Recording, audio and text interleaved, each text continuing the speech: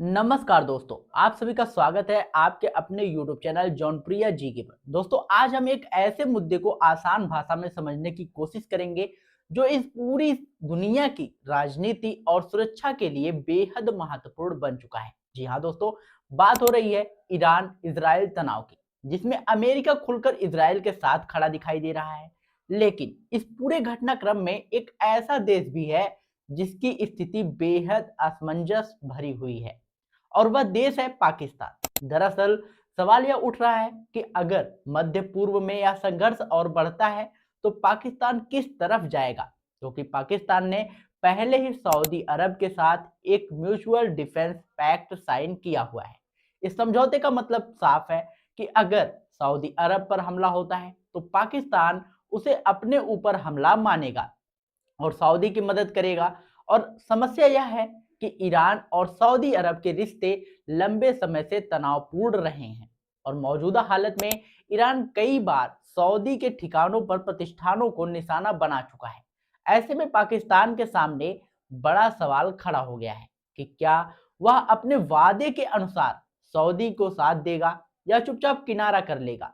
तो दोस्तों, पाकिस्तान के लिए यह फैसला इतना आसान नहीं है।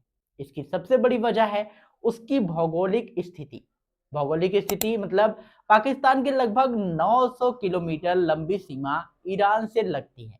यह इलाका पहले से ही अस्थिर माना जाता है, खास तौर पर बलूचिस्तान क्षेत्र। यहाँ बलोच लिबरेशन आर्मी जैसे संगठन सक्रिय हैं जो पाकिस्तान की सेना के खिलाफ लगातार हमला करते रहते हैं। अगर पाकिस्तान सऊदी के पक्ष में खुलकर उतरता है तो ईरान के लिए बहुत आसान होगा कि वह इसी सीमा क्षेत्र को टारगेट कर दे या फिर बोलचाल बलोच विद्रोहियों का समर्थन दे दे।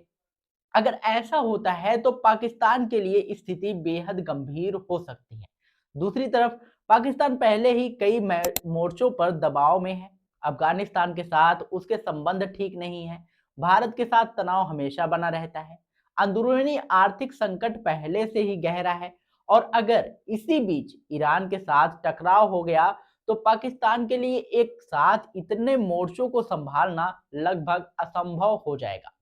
पाकिस्तान की आर्थिक स्थिति भी इस पूरे मामले में एक बड़ी चिंता का विषय है। वहां के अखबारों में खबरें छप रही हैं कि देश में सिर्फ लगभग 28 दिन का तेल भंडार बचा है। अगर आप तुलना करें तो भारत के पास सरकारी और निजी कंपनियों को मिलाकर लगभग 70 से 75 दिनों का तेल स्टॉक रहता है। इसका मतलब साफ है कि अगर मध्य पूर्व में तेल सप्लाई बाधित होती है तो पाकिस्तान पर इसका असर बहुत जल्द दिखने को मिलेगा।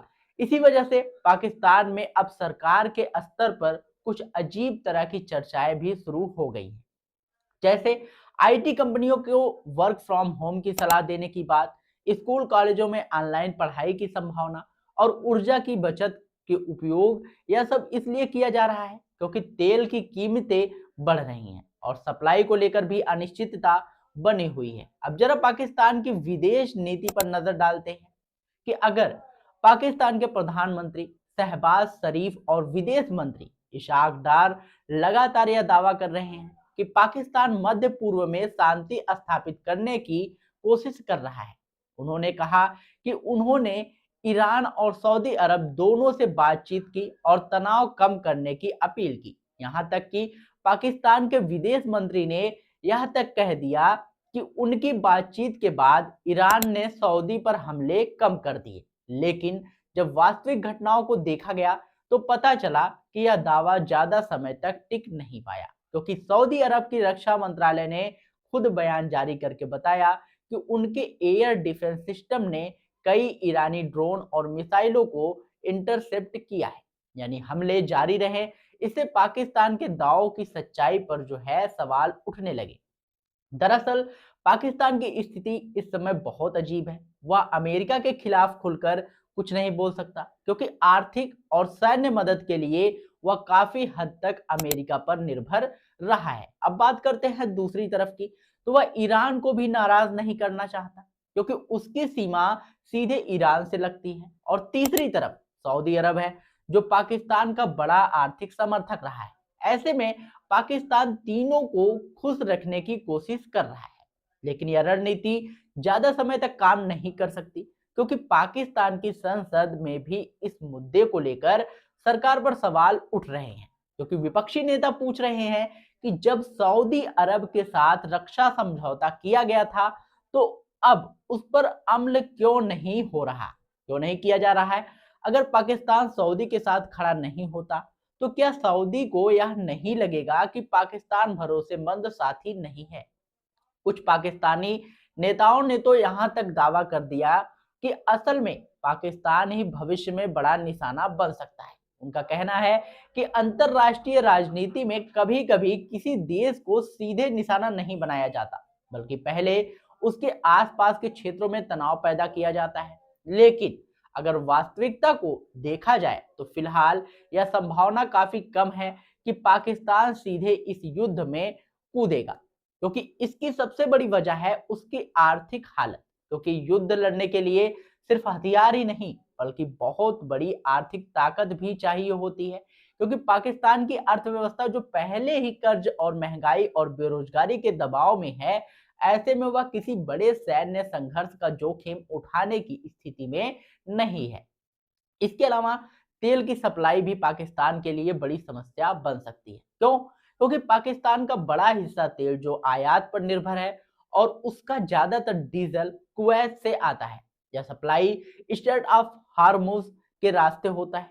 अगर वहां तनाव बढ़ता है या जहाजों का बीमा और भाड़ा महंगा होता है तो पाकिस्तान की ऊर्जा लागत और ज्यादा बढ़ जाएगी। अब बात करते हैं दूसरी तरफ, भारत ने पिछले कुछ वर्षों में अपनी ऊर्जा सुरक्षा को काफी मजबूत किया है। भारत अब 40 से ज्यादा देशों से तेल आयात करता है ताकि किसी एक क्षेत्र में संकट होने पर सप्लाई पूरी तरह प्रभावित ना हो। यही वजह है कि वैश्विक तनाव के बावजूद भारत के पास विकल्प मौजूद है। तो कुल मिलाकर अगर इसे पूरे घटनाक्रम का विश्लेषण किया जाए तो साफ दिखाई देता है कि पाकिस्तान इस समय बहुत कठिन कूटनीतिक स्थिति में फंस गया है। एक तरफ सऊदी अरब के साथ किया गया समझौता है, दूसरी तरफ ईरान के साथ साझा सीमा है और तीसरी तरफ अमेरिका के साथ रणनीतिक जो है संबंध है।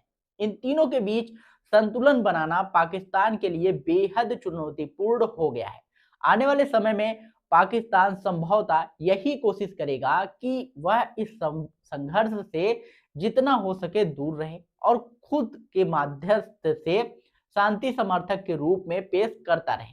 लेकिन अगर मध्य पूर्व का तनाव बढ़ जाता है तो पाकिस्तान के लिए तटस्थ रहना भी उतना आसान नहीं रहेगा। दोस्तों, फिलहाल हालात तेजी से बदल रहे हैं और दुनिया की राजनीति में हर दिन नए समीकरण बन रहे हैं, इसलिए यह देखना दिलचस्प होगा पाकिस्तान आने वाले समय में किस दिशा की कदम जो है बढ़ाता है। अगर आपको यह जानकारी उपयोगी लगी हो तो वीडियो को लाइक करिएगा, चैनल को सब्सक्राइब करिएगा और दोस्तों अधिक जानकारी के लिए आप हमारे टेलीग्राम चैनल से जुड़ सकते हैं। टेलीग्राम चैनल का लिंक जो है हमने डिस्क्रिप्शन में दे रखा है, तो जाइए वहां पर आप लोग फटाफट ज्वाइन होइए। मिलते हैं नई वीडियो में नई अपडेट के साथ, तब तक के लिए जय हिंद, जय भारत।